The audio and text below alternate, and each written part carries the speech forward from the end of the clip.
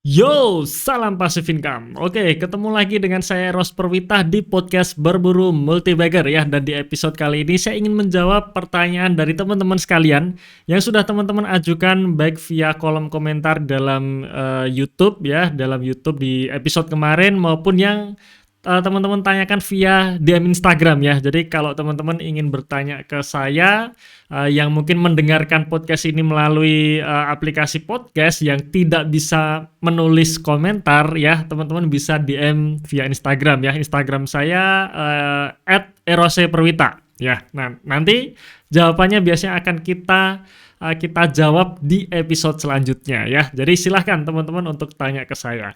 Dan juga teman-teman juga wajib kunjungi website saya perwita.com ya, karena di situ saya nulis blog ya. Jadi saya punya blog, punya artikel yang dimana di situ saya menulis artikel mengenai saham ya. Siapa tahu ini juga bisa memberikan manfaat buat teman-teman sekalian ya. Oke, jadi pertanyaannya saat ini adalah seputar saham ya. Jadi kalau saya kumpulkan, saya catat, teman-teman tanya saham-saham seperti ini. Ada 4 ya, 4 saham BRMS, saham ASII, saham LSIP, dan saham PRDA. Nah, intinya adalah apakah saham-saham tersebut masih prospek untuk dibeli sekarang ya. Oke.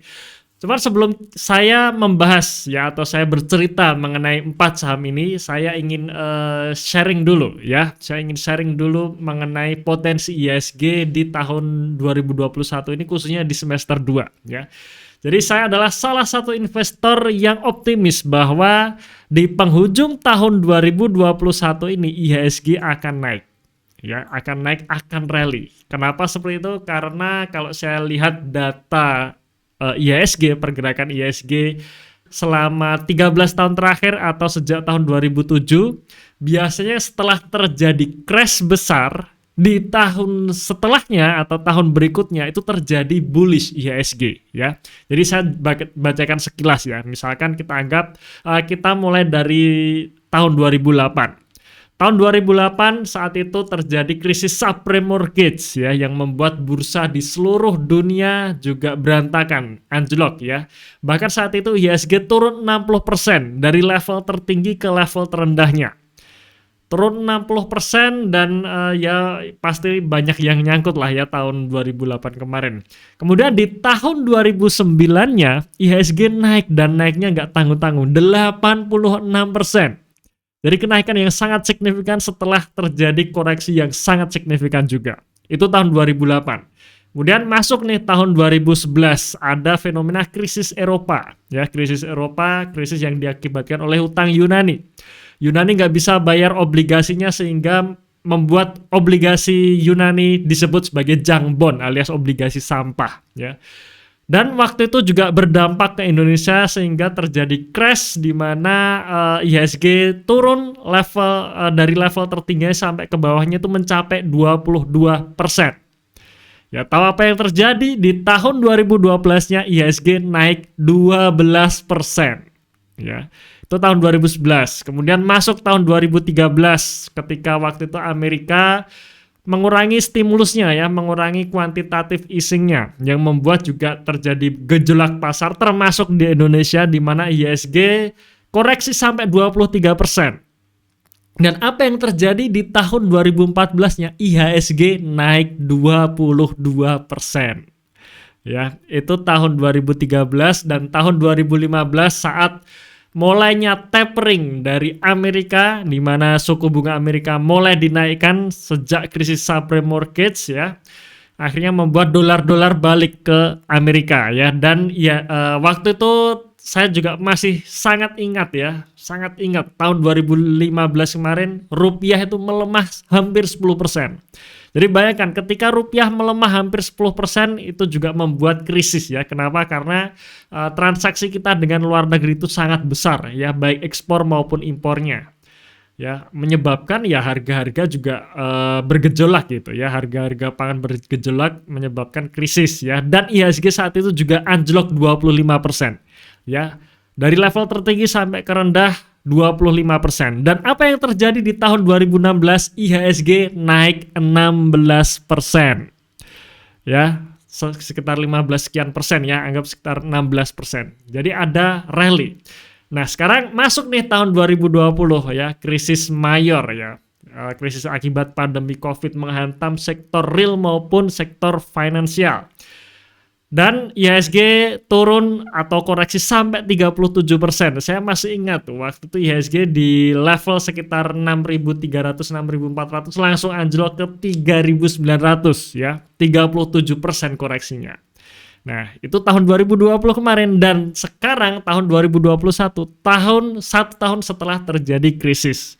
Sampai saat ini kalau kita hitung secara year to date ya, year to date sampai tanggal 15 Juli 2021, IHSG baru naik 1%.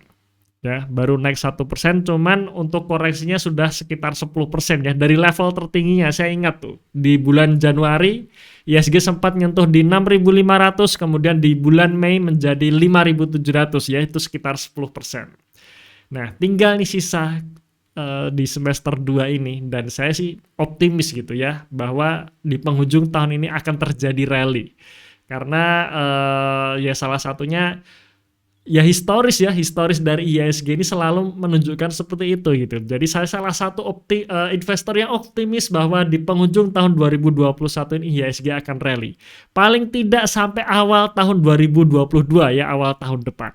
Ya, nah itu dulu. Jadi kalau misalkan kita ancang-ancang bahwa IHSG naik, maka harga-harga saham ini kemungkinan besar banyak yang akan naik. Nah, sekarang kita mau pilih saham apa ini? Nah, saya sangat menyarankan teman-teman sekalian ya, kalau teman-teman masuk di channel Berburu Multibagger ini, berarti kita ceritanya mengenai analisa fundamental, investasi jangka panjang ya, paling tidak jangka menengah. Artinya kita mainnya bulanan ya. 3-6 bulan sampai 1 tahun. Jadi kita tidak main mingguan, kita tidak main harian apalagi. Ini cocok sebenarnya, cocok buat teman-teman yang memang tidak punya waktu untuk memantau market setiap hari, termasuk saya. Saya tidak ada waktu nih kalau siang-siang harus melihat chart apakah harga saham yang saya pegang naik atau turun, nggak ada waktu saya. Makanya saya pilih jangka panjang ya, paling tidak jangka menengah, paling tidak sampai akhir tahun ini. Nah, dari dulu teman-teman sekalian ya, dari dulu, entah teman-teman mau pakai analisa apa, bandarmologi, bandar-bandaran, foreign flow, technical, value investing, analisa fundamental. Dari dulu sama, saham itu akan rally ketika ada katalis positif atau sentimen dan didukung dengan lompatan kinerja. Nah, bedanya di sini. Kalau misalkan saham itu rally didukung dengan fundamental, artinya ada lompatan kinerja, maka di sini rally-nya adalah rally sehat. Artinya setelah naik tinggi, ya turunnya nggak akan kenceng gitu. Maksudnya koreksinya kecil gitu ya. Berbeda kalau saham yang rally tanpa adanya dukungan fundamental, itu biasanya rally-nya cepat, naiknya tinggi, turunnya pun juga tinggi.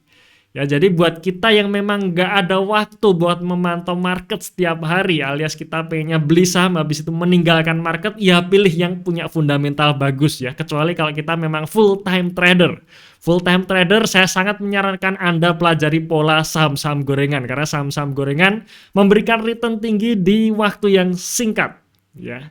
Itu kalau Anda bisa full time trader ya. Tapi kalau Anda nggak ada waktu, ya seperti saya nih, siang hari saya sibuk gitu, ya sudah, nggak perlu, jangan pilih saham gorengan ya. Pilih saham-saham yang berfundamental bagus ya, berfundamental bagus. Nah, kita cari saham-saham yang punya lompatan kinerja. Habis itu ya sudah, kita tinggal tunggu saja ini sentimen masuk atau katalis positif, harga saham kita pun akan rally ya. Dan itu dari dulu seperti itu mainnya ya. Oke, sekarang kita jawab nih ya, jawab pertanyaan yang sudah diajukan teman-teman. Jadi ada 4 saham, ada 4 saham yang akan kita bahas, yaitu saham BRMS, ASII, LSIP, dan juga PRDA ya. Jadi ini adalah saham-saham yang teman-teman tanyakan dan akan kita bahas sekilas ya. Jadi di podcast kali ini bagi teman-teman yang nonton di YouTube, ini ada nih layarnya ya, layar untuk saya perlihatkan laporan keuangannya ya. Jadi kalau teman-teman yang nonton di YouTube bisa lihat laporan keuangannya, tapi kalau teman-teman yang dengerin podcast di aplikasi podcast, nggak apa-apa, cukup dengarkan saja ya. Harapannya teman-teman ada gambaran ya. Oke, kita mulai dulu dengan BRMS ya. BRMS ini saya sangat ingat gitu ya. Pertama kali saya masuk, BRMS ini adalah salah satu saham yang hype saat itu ya. The Seven Brothers ya. Mungkin teman-teman kalau pemain lama pasti tahu nih The Seven Brothers itu siapa saja ya, salah satunya BRMS ini ya. Bumi, BRMS dan sebagainya itu ya. Nah, sekarang kita lihat nih dari sisi fundamentalnya dulu, dari sisi kinerjanya ya. BRMS per kuartal 1 2021 ini memang mencatat kenaikan pendapatan yang menurut saya cukup bagus ya, dari 900 miliar 900 juta dolar menjadi 1,3 miliar US dollar. Saya lupa nih, BRMS ini laporan keuangannya dalam bentuk mata uang rupiah atau dolar ya, sorry. Saya buka sebentar ya, BRMS.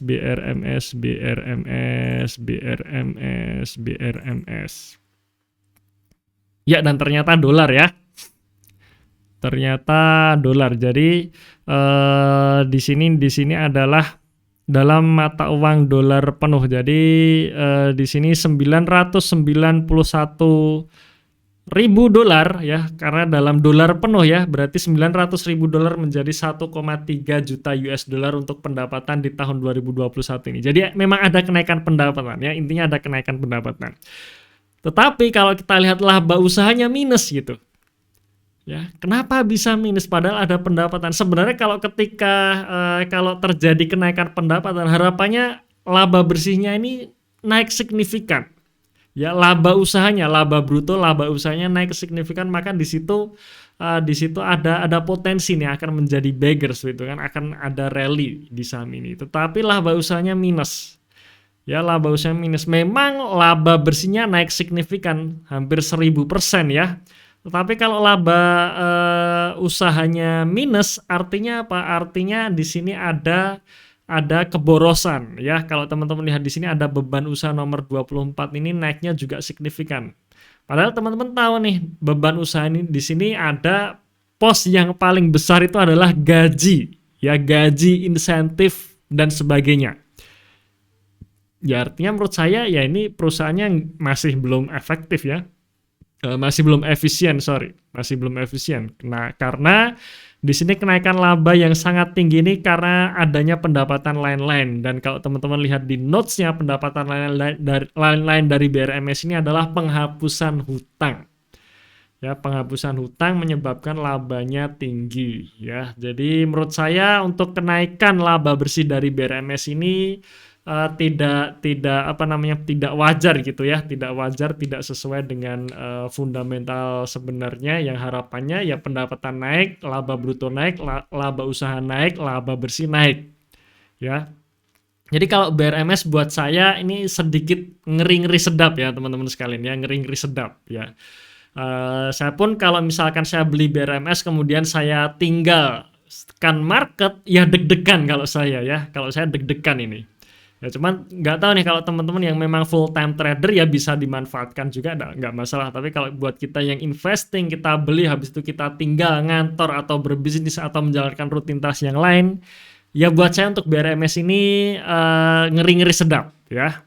Jadi kalau saya sendiri untuk BRMS ya skip gitu.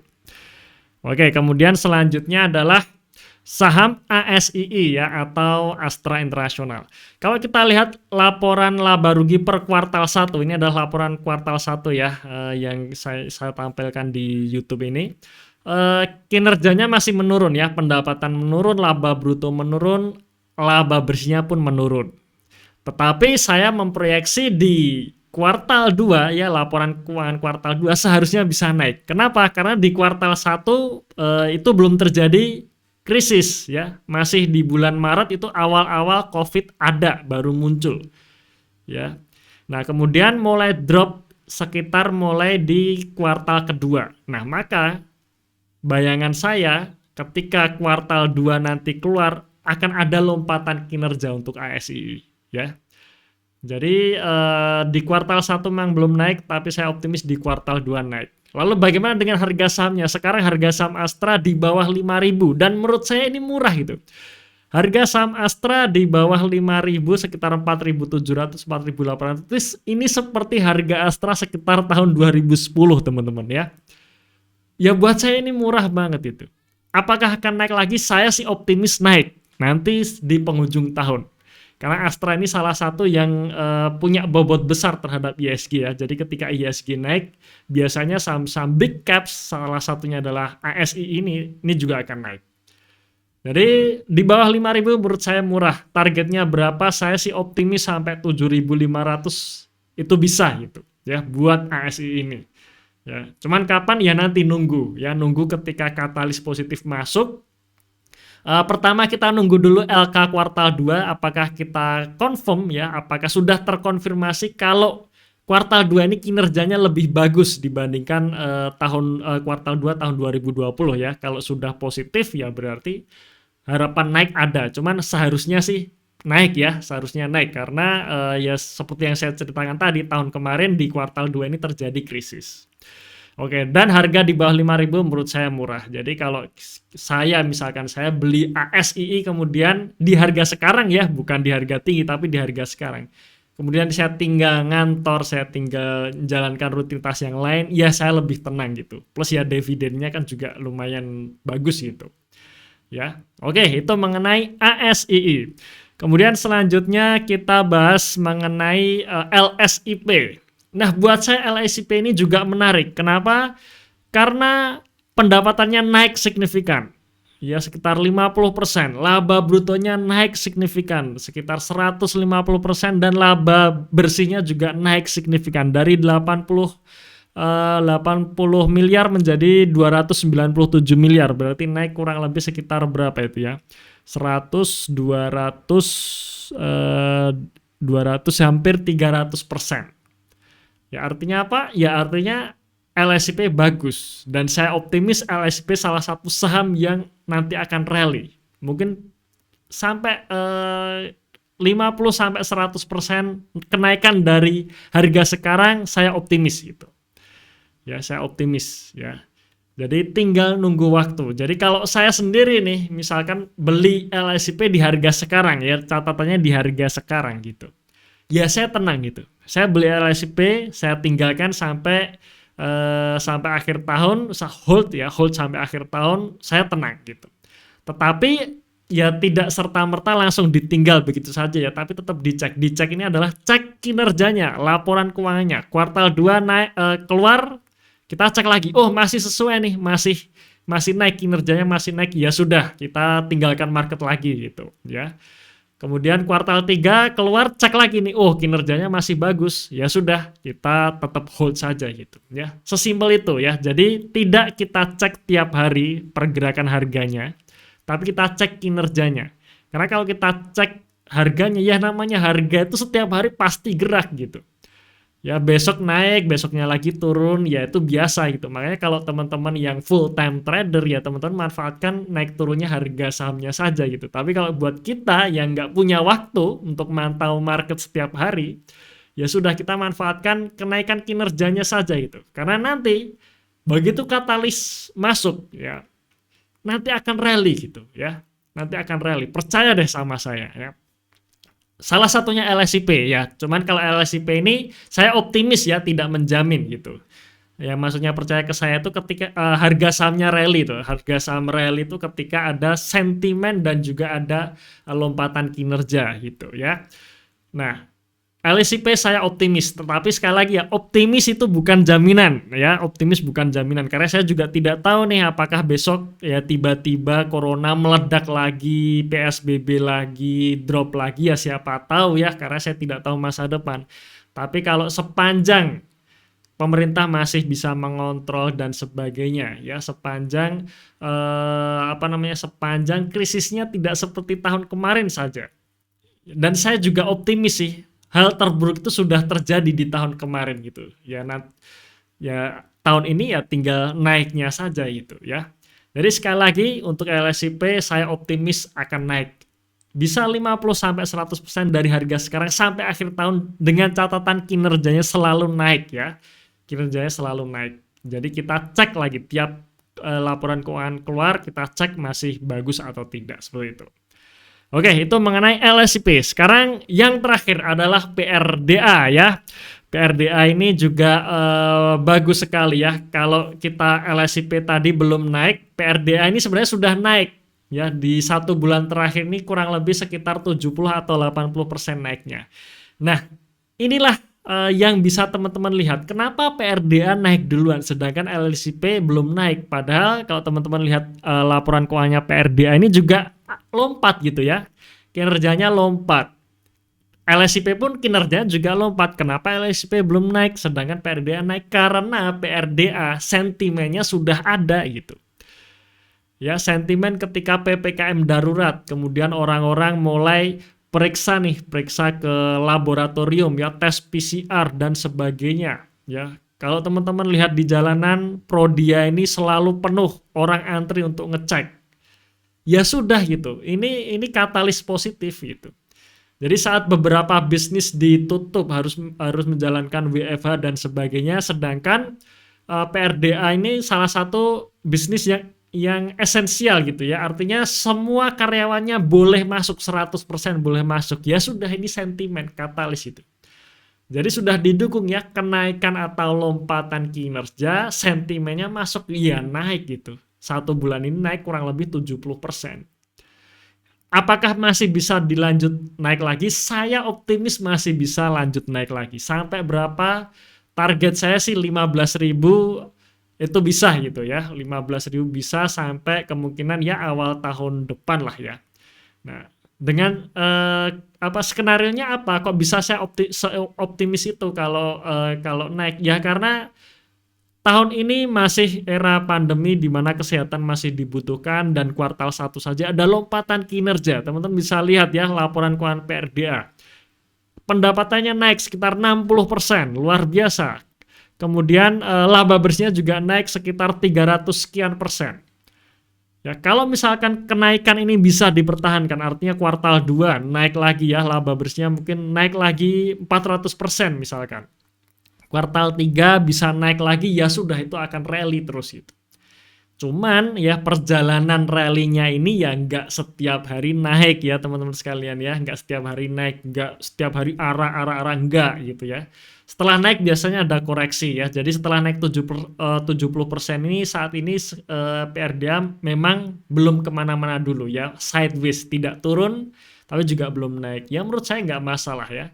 Pengennya sih naik terus ya, itu nggak mungkin terjadi di bursa gitulah ya.